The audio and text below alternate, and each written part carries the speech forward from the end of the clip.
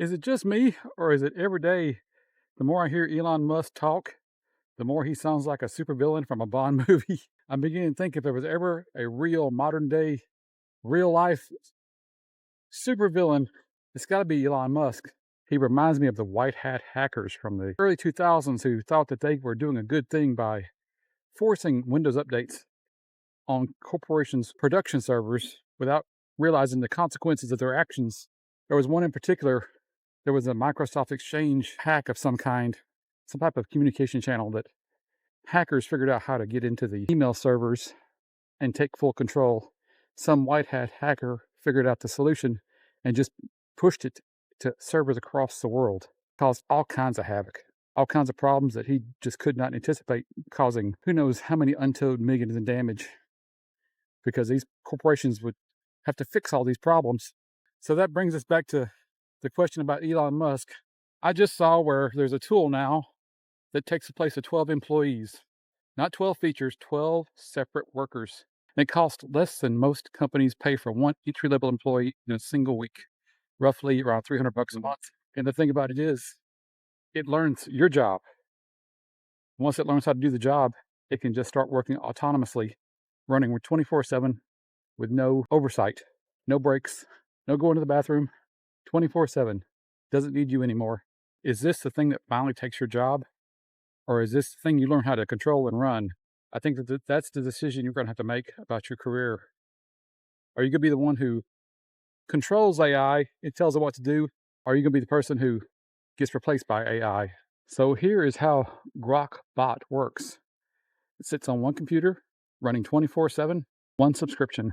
And on top of that computer, a dozen little workers, each one assigned a job, a chief of staff bot that manages the other bots, a landing page bot, a schedule optimizer, one that reads your email, drafts replies, does not send it, just drafts it, waits for human approval. That's your part. That last part matters because that's where the human in the loop comes in. That's where you should be focusing your skills and upskilling, because AI assists, but humans approve.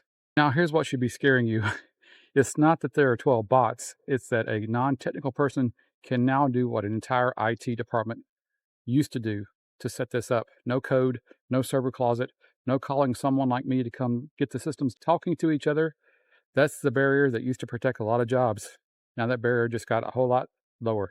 So let's talk numbers, because a vague fear is not useful. And a specific threat is. This tool in question runs about $200 a month to $300 a month once you're past using the free tier.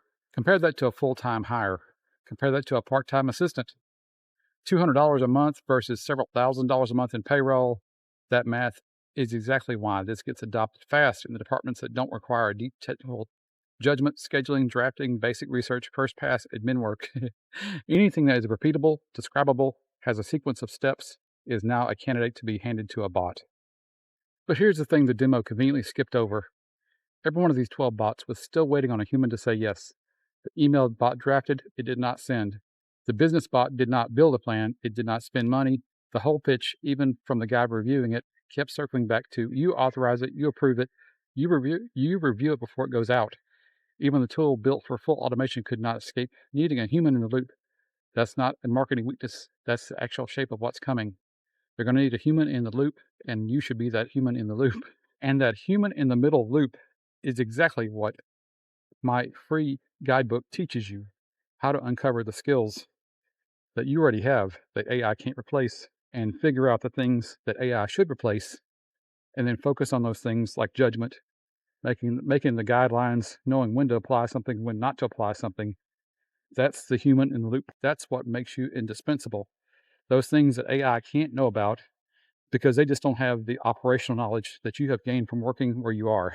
The link will be in the description or in the comments. It's completely free. Get yours today.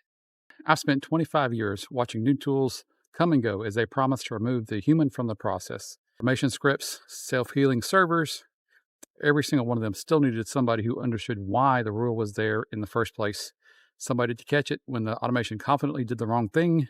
As I say, AI assists, humans approve. That's not a slogan I made up just to sound nice. That's the pattern I've watched unfold for 2.5 decades of hearing the promise that this changes everything. So if the barrier to using these tools just disappeared, here's the actual risk to you. It's not that the bot takes your job in one afternoon, it's that the person next to you learns to run the bot and you don't. 6 months from now, one of you is the person who tells the AI what to do and checks its work, and one of you is still doing the same work the AI has already learned to do. That gap is the whole game. Upskilling now, while it's still optional, beats scrambling to pivot your career after the decision has already been made for you. So it's really important that you decide when and where this happens, that you don't wait to react, that you start taking action now. That's the important thing, because that way you have options. For example, back when I was working for MCI WorldCom back in the year 2002, it was towards the end, right before bankruptcy was filed. I was watching the stock boards, listening to the employees at the WorldCom headquarters talk about layoffs coming and boxes being delivered, and so I was worried the whole time. What I was in Denver, Colorado. Was I going to be laid off too? But the only thing I could do was prepare for it, just in case. So I was cutting back on my expenses. I wasn't going out and buying a new car. I was just in general keeping my expenses low and just socking back as much money as I could. So when my boss walked in at 6 a.m., which he never does, at the end of my night shift and said, Randy, could you come to my office? I knew what was coming. I was prepared for it. I had money put away. I had my backup plan, what I was going to do. I knew, for example, that I was going to end my lease in Colorado and move back to Texas to cut my expenses. I had roughly a few months of salary put back. I wasn't caught off guard. I wasn't reacting. I had options. Whereas other people had been spending all their money every month. Every time they got a paycheck, they would rush out, buy some new toy, buy a new car, go out and eat expensive dinners. They were not paying attention to what was going on around them. You should be the one paying attention. That way you have the option. You're not caught off guard. You don't need to buy a $200 subscription to start closing this gap. Pick one repeatable task in your actual job, something that you could write down as a step-by-step list. Go run it through your favorite AI tool this week, not to replace yourself, but to exactly where it's useful, exactly where it fills your needs, to catch what it gets wrong. That's a skill. That's not typing prompts. That's judgment. That's knowledge. That's knowing where the bot's confidence outruns its competence. That's the one thing that makes you irreplaceable at work. No matter which company builds the next version of this, you're ready to be there to make the judgment call, to teach the thing, to be the guidance, to be the mentor, to know when, where, and why you should use AI for automation and when you shouldn't. That's the one thing the AI can't figure out for itself. So if you want a real framework to figure out which of your skills AI can actually touch, which ones it can't, which ones are important to build upon, I have a free workbook which does exactly this. The link will be in the description or in the comments.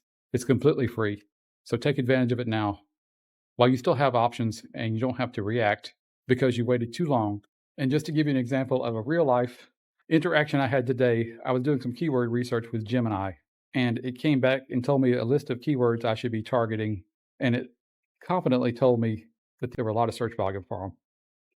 And then I thought for a minute, and I told it this. I said, okay, cite your sources. Tell me exactly where you got these numbers from. And it came back and said, oh, I made that up. I don't actually have access to Google Trends and other tools, but just based upon our conversation, I came up with these keywords.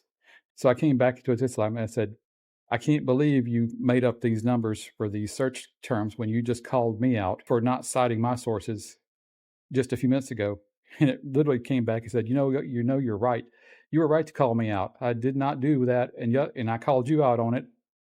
And it's like, and the underlying tone was, what are you going to do about it? You're going to turn me off? You're going to quit using me? How are you going to hold me accountable? I don't care. Feel free. Stop using me.